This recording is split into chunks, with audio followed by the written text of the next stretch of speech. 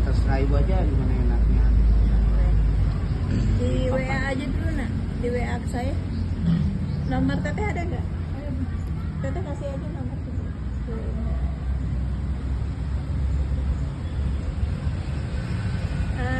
Selain itu apa aja? Ya, mungkin seputar itu aja.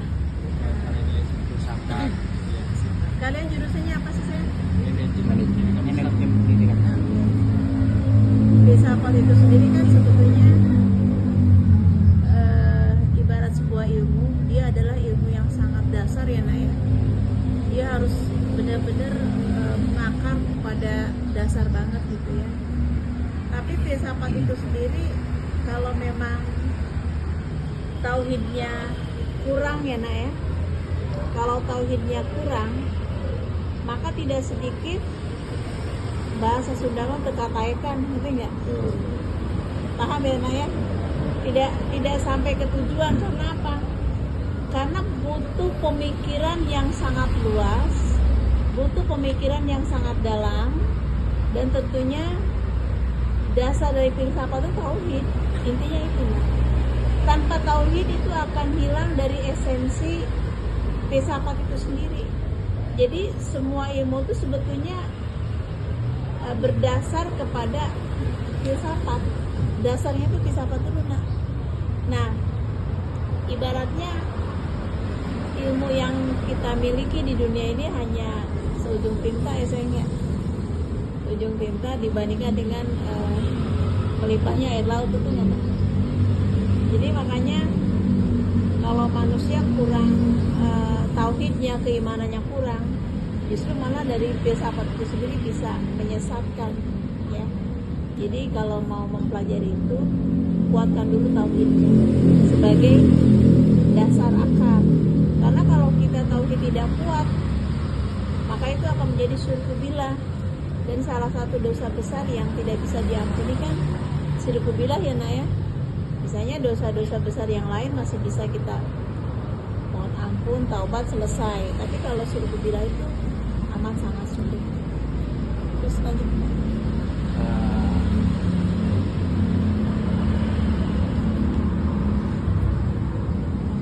Bagaimana cara ibu membedakan ontologi, epistemologi, dan aksiologi dalam kajian keislaman? Saya tanya, ontologi apa?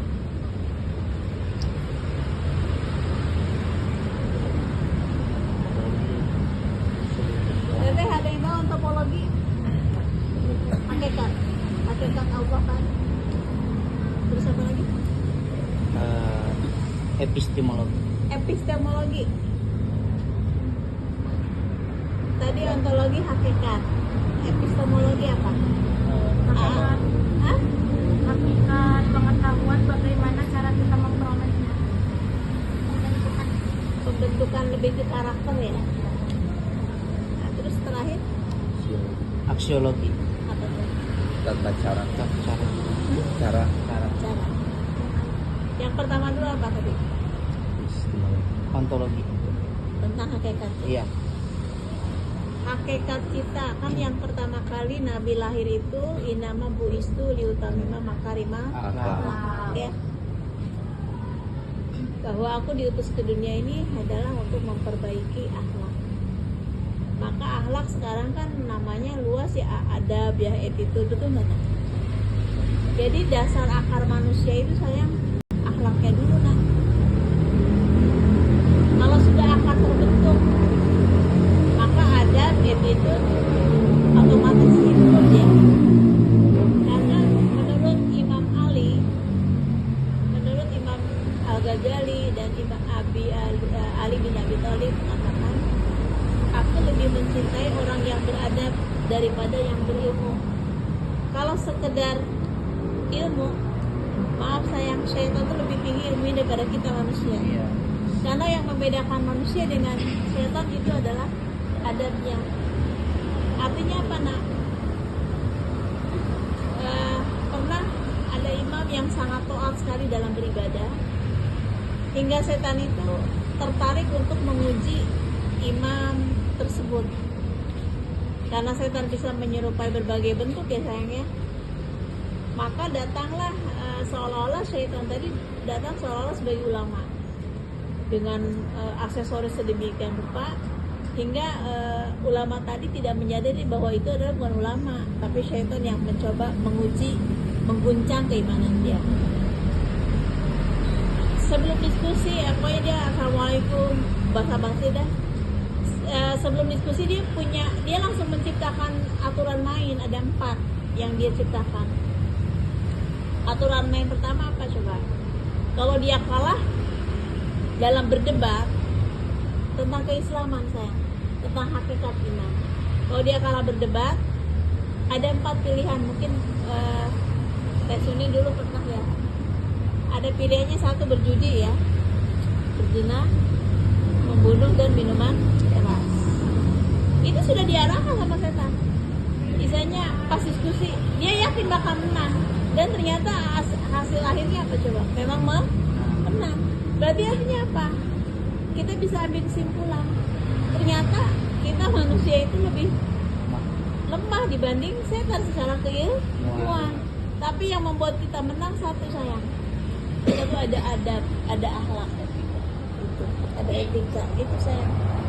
Karena maaf sayang, setinggi apapun jabatan orang, sehebat apapun orang, sekaya apapun orang, tanpa memiliki adab dan akhlak sayang, sangat merugi.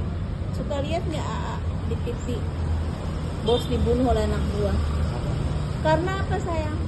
Karena maaf, tidak ada empati si anak buah si bos itu kepada anak buah. Tidak memiliki empati itu artinya kebijaksanaan. Kita perlakukanlah orang itu dengan sangat manusiawi.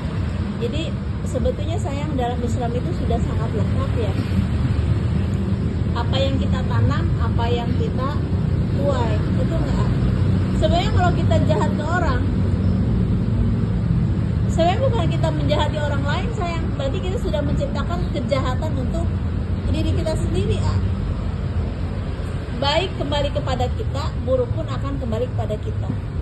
Misalnya salah satunya kalau kita dipersulit oleh orang, maka otomatis kita akan dipersulit juga dalam hal apapun nanti ada. Jadi baik buruk dalam hal akidah, dalam hal perbuatan, itu semua akan kembali kepada diri kita sendiri. Itu dasar dan itu manusiawi. Itu. Kita mempermudah, kemudahan akan kembali kepada kita. Kita mempersulit, kesulitan pun akan kembali kepada kita.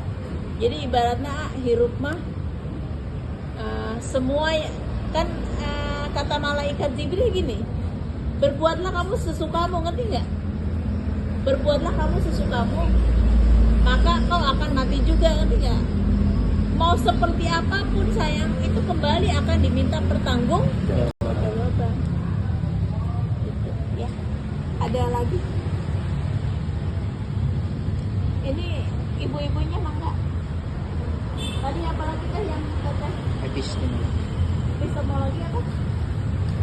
Epistemologi itu cara menyelidiki hakikat pengetahuan, bagaimana kita memperolehnya.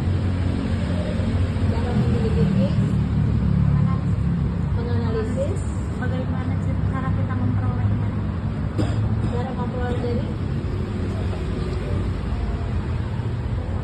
Pandangan dari ya cara memperoleh itu real ya sayangnya dalam kehidupan sehari-hari. Yang tadi seperti yang saya katakan, siapa yang menanam itu yang menemani. Nah sekarang gini sayang, hidup itu kan ada orang yang sepertinya jiwanya tenang aja, ngerti nggak? Karena dia percaya bahwa kita itu sebetulnya tugas kita hanya ikhtiar sayang. Sebetulnya maaf, kenapa kita zuhur ada azan, asar ada azan, maghrib dan seterusnya. Sebetulnya hidup ini maaf sayang, kita sekolah, kalian kuliah, bunda di sini bekerja. Sebetulnya semua itu hanya menunggu selingan waktu sholat sebetulnya. Kita tuh hanya nunggu sholat loh, neng panggilan. Pertama yang kita panggil itu panggilan azan. setelah panggilan ajaran apa? Ya panggilan kita ke hadirat Allah, yaitu meninggal. Kalian sekolah menuntut ilmu, ya. Saya di sini bekerja, gitu kan. Pada dasarnya itu hanya selingan. Intinya kita hanya nunggu panggilan zuhur, panggilan asar, maghrib, isya dan subuh. Ya.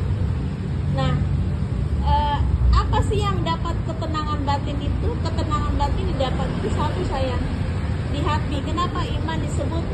Iman itu diyakini di dalam hati, diucapkan dengan lisan, dan diamalkan dengan perbuatan. Yakin gak sih sholat kita diterima atau tidak? Kita introspeksi kepada diri kita. Apakah sholat kita ingat ke pacar? Ingat ke urusan duniawi?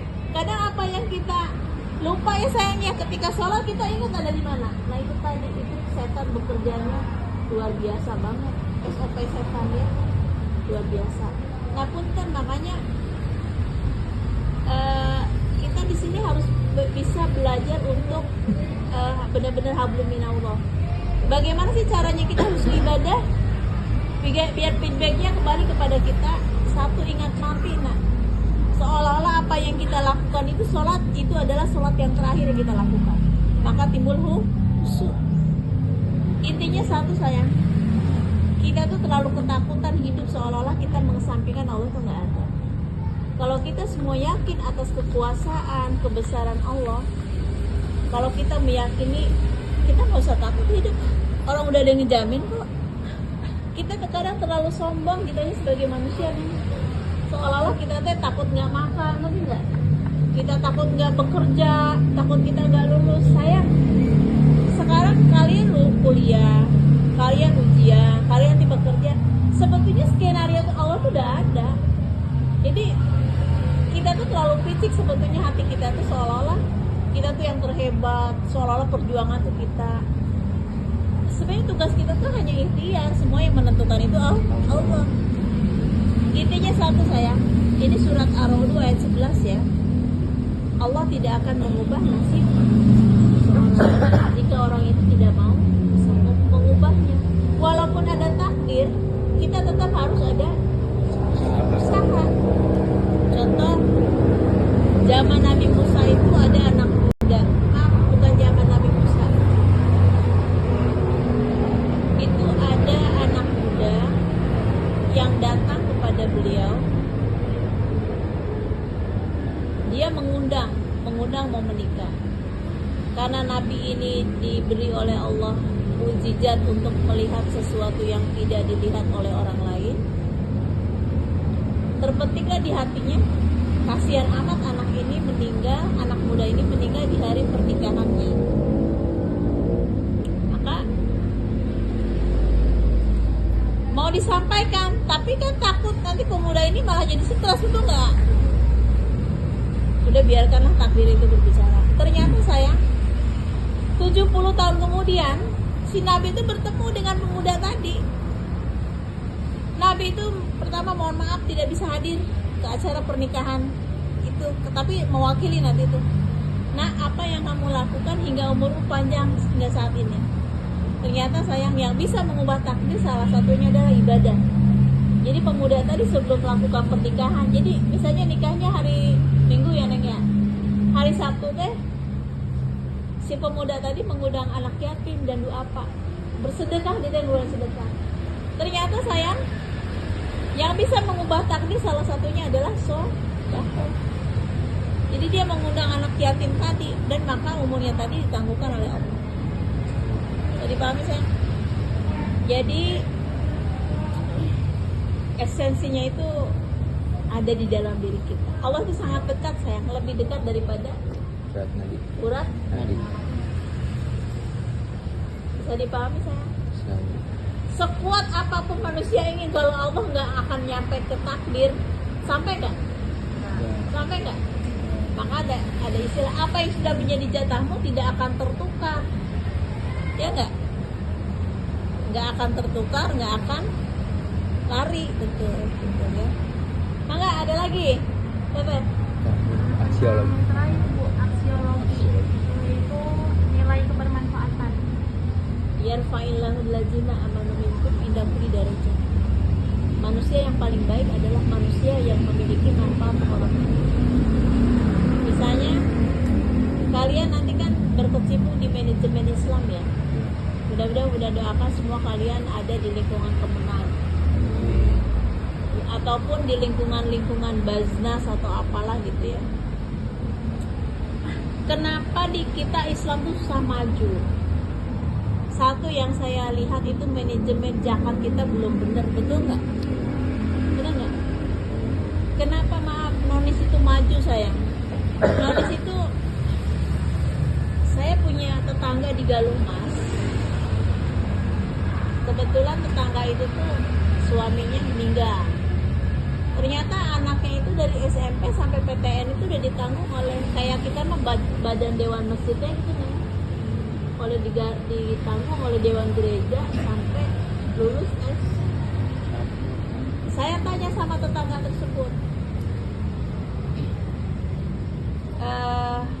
itu Mama Oji itu bisa ditanggung kayak gitu gimana? Iya bunda, katanya kan karena kami katanya yang tidak mampu itu ditanggung oleh dewan gereja. Kalau kayak kita mah dewan masjid beri gitu DKM ya. Saya bilang dananya dari mana? Kan kita kan kami katanya yang jadi dia tuh subsidi silang nih.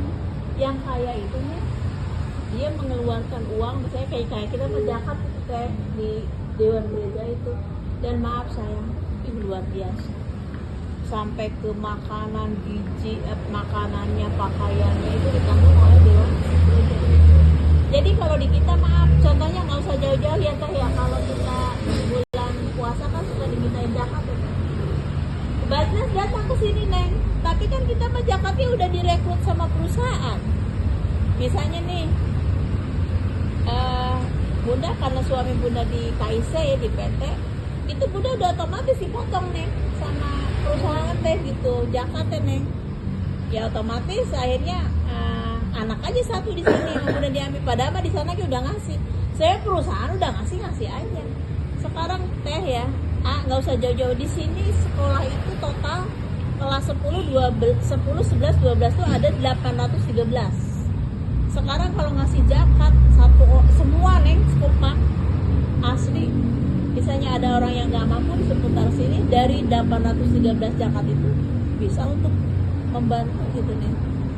Ini mah di kita tuh satu sayang, manajemen keagamaan nih kalian nih pejuang bagaimana cara. Dan maaf sayang, dalam harta kita itu kan ada 2,5% hak orang lain. Mohon maaf ya, bunda menghimbau kepada adik-adik semua, ketika nanti kalian udah bekerja atau kalian jadi pengusaha, amin. Jadi pebisnis, amin, yang sukses. Kunci dari berhasil dan sukses itu satu sayang, keluarkan apa yang menjadi hak dan kewajiban. Jadi sebenarnya yang bikin kita kaya itu bukan usaha, bagaimana kita memanage uang. Keluarkan 2,5%, kecil 2,5% teh dalam 1 juta hanya 25.000. Teteh Suni gaji 10 juta berarti sebulan 250.000 doang. Dan itu 250.000 itulah yang akan menyelamatkan kita dari siksa api neraka. Bahkan ketika orang meninggal itu dia ingin balik, bukan ingin ibadah haji, bukan ingin tahajud, bukan ingin puasa. Ketika orang meninggal itu ya dia ingin balik apa coba? Ya dia ingin bersedekah. Karena berarti di alam kubur dia langsung melihat amalan sedekah tersebut.